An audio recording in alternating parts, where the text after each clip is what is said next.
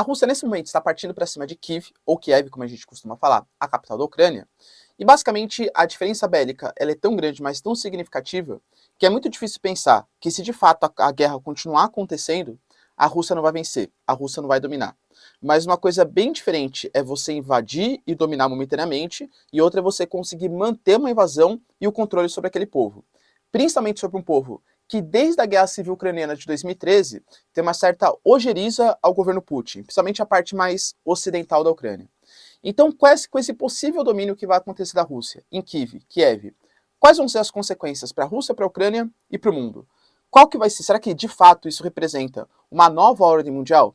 Se você quer entender um pouco mais sobre esse assunto, e muito mais também, né, sobre geografia, geopolítica, atualidades, política, polêmicas, enfim, tudo para você se manter sempre bem atualizado, já se inscreve no canal, deixa seu like e compartilha esse vídeo, que eu, professor Ricardo, conto muito com a sua ajuda. Belezinha? Curso completo, pessoal, de Geografia, Geopolítica, Atualidades, link para vocês aqui na descrição, tá bom? Vamos lá, galera, é o seguinte, ó, como eu falei para vocês, uma coisa bem diferente é você invadir, a outra coisa bem diferente é você dominar aquele território para sempre.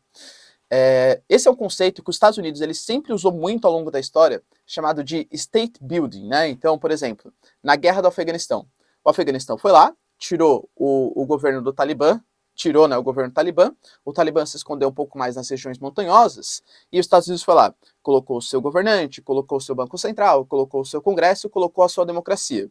Claro que assim, os Estados Unidos quis implementar um modelo político de sociedade muito mais ocidentalizado no Afeganistão que não tem nada a ver com os Estados Unidos. Ucrânia e Rússia são muito mais parecidos. Mas a ideia é que não adianta você colocar um governo ali se aquele governo não tem representatividade.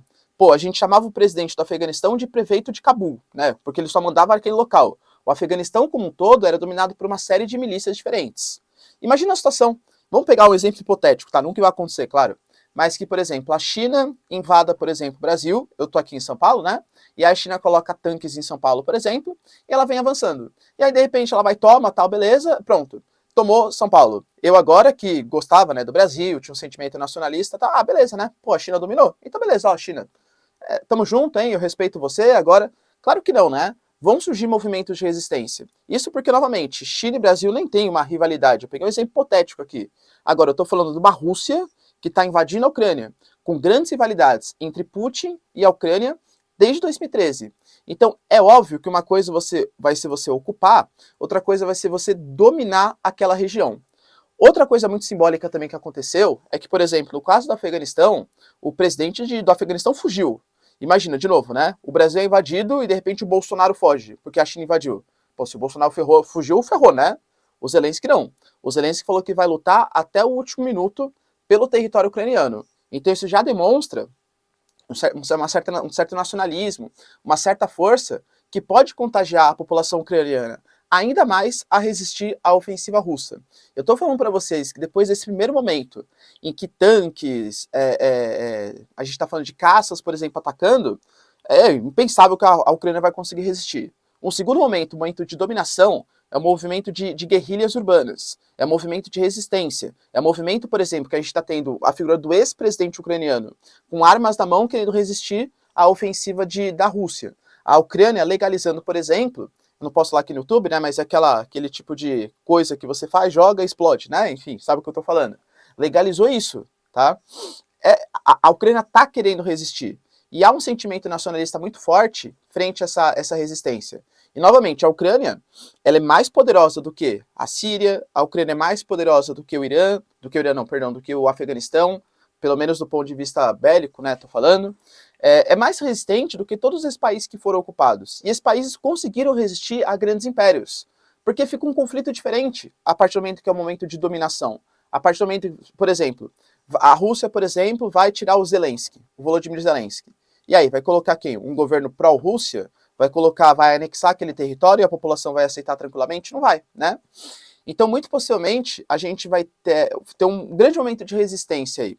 E, claro, a OTAN, por exemplo, fornecendo armas, equipamentos para essas guerrilhas, dificulta ainda mais a situação da Rússia.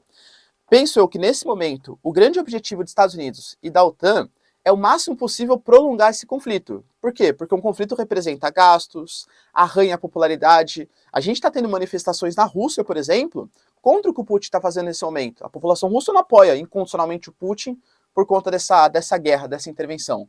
Imagina, se dura um ano e meio, 2 anos, tropas russas sendo mortas, soldados, tal. Isso vai arranhando a popularidade, isso vai desgastando um pouco a imagem do governo Putin, tá? E aí, os Estados Unidos, por exemplo, ofereceu um refúgio para o Zelensky, que não aceitou, mas a gente já começou a ter notícias, pelo menos do porta-voz do Zelensky, que está disponível a fazer uma conversa com a Rússia, um possível cessar-fogo. A gente tem que ver em que bases que esse cessar-fogo vai acontecer.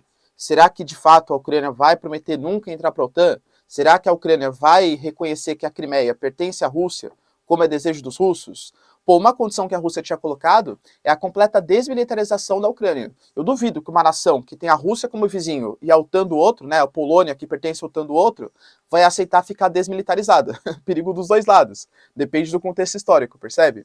Então não acho que a Ucrânia vai aceitar todas as bases e não sei se um cessar-fogo até combinaria com o atual sentimento da população ucraniana.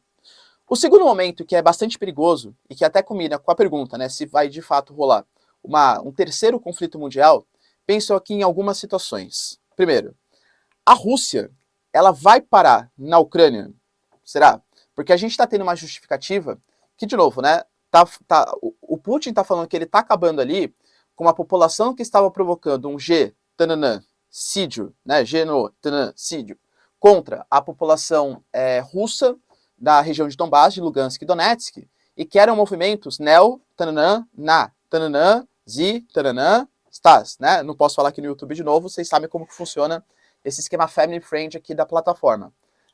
Então, é uma desculpa, de novo, não que não existam esses movimentos, isso existe desde as manifestações lá de 2013, mas achar, de novo, que o Putin está promovendo essa intervenção porque ele quer defender a população de maioria russa desses exércitos, né, enfim, né, que a gente acabou de falar.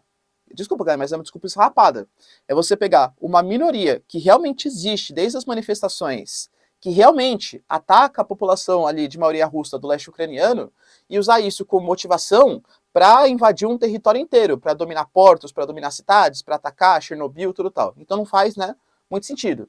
Então uma desculpa, uma justificativa que ele está utilizando para interferir no território ucraniano. E aí existem outras posições ali que já foram da antiga União Soviética. Cito para vocês, por exemplo, os países bálticos, Letônia, Lituânia e Estônia. Será que a Rússia vai ter coragem de se expandir para aquelas regiões? Isso representaria um novo momento nos conflitos. Por quê? Letônia, Lituânia e Estônia fazem já parte da OTAN, tá? Ao contrário da Ucrânia, que não fazia parte, é mais um aliado de ocasião. Eles já fazem parte. A Rússia teria coragem de intervir naquelas áreas? Por exemplo, olha que geopolítica, né? Xadrez geopolítico.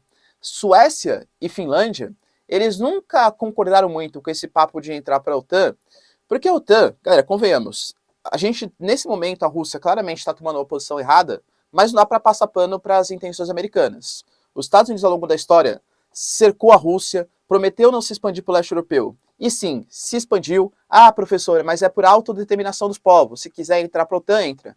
Então, se Cuba quiser receber bases militares russas, pode? Os Estados Unidos aceitaria de boa? Né? Então, calma com os dois pesos e duas medidas. Mas é um certo imperialismo americano também, a partir da OTAN.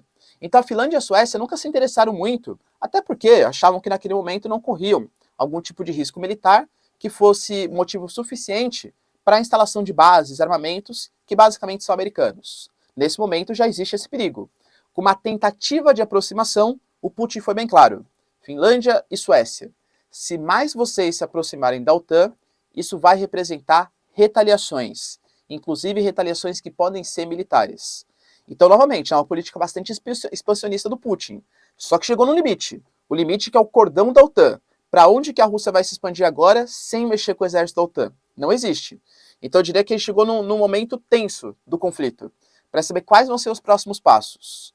Espero eu, que, claro, desejando todo bem a população ucraniana, tal, que já se rendeu, vai um movimento forte de resistência, mas que não parta para a região da OTAN, porque aí sim significaria um terceiro conflito mundial. Lembrando que existe outra questão também, que é a região de Taiwan. Não estou especulando, mas estou especulando, né? Mas pode ser que, por exemplo, a China, nesse momento, percebendo que a Rússia conseguiu dominar a Ucrânia, se de fato conseguir dominar, parta para cima de Taiwan, e aí os Estados Unidos precisaria, junto com a OTAN, brigar em duas frentes de batalha, porque Taiwan é um parceiro muito mais próximo, claro, do que a Ucrânia. Então aí sim, os Estados Unidos precisaria fazer uma defesa, tá? Só lembrando, pessoal, para a gente finalizar o vídeo, que embora eu acho que de fato a Ucrânia vai conseguir fazer uma resistência bem importante, guerrilhas urbanas e tal, há uma diferença também bem clara entre o que foi a Síria, o que foi o Afeganistão e o que está sendo a Ucrânia. Nesses países como o Afeganistão, por exemplo, quem mandou tropas para lá precisava pegar o avião, desembarcar, invadir e tal, é muito distante, né? Eu estou falando para vocês de Ucrânia e Rússia, que são dois países vizinhos, tem uma conexão por terra ali. E né, a Ucrânia é o maior país da Europa, isso tem que estar bem claro, inteiramente europeu. Claro, a Rússia também é europeia, né, mas a Rússia tem uma parte asiática. Então, isso poderia facilitar, claro, um posicionamento maior da Rússia. Mas mesmo assim, duvido que a população ucraniana vá se render com esse sentimento bastante de rivalidade frente aos russos. E você, o que você acha? Você acha que a Rússia vai se expandir para outras regiões além da Ucrânia? Vai ter coragem de confrontar a OTAN? Será que a China, nesse momento, aproveitando dessa confusão geopolítica, vai partir para cima de Taiwan também? Aparentemente não deu muitas mostras, pelo menos por enquanto. Ah, professor, tiveram incursões aéreas na ilha. Convenhamos que isso acontece quase toda semana, né? Não foi uma grande novidade aquelas 9 incursões que aconteceram na terça-feira. Beleza? Deixa aí nos comentários, quero saber a sua opinião. No mais, se vocês curtiram o vídeo, tamo junto, beijos, abraços e tchau!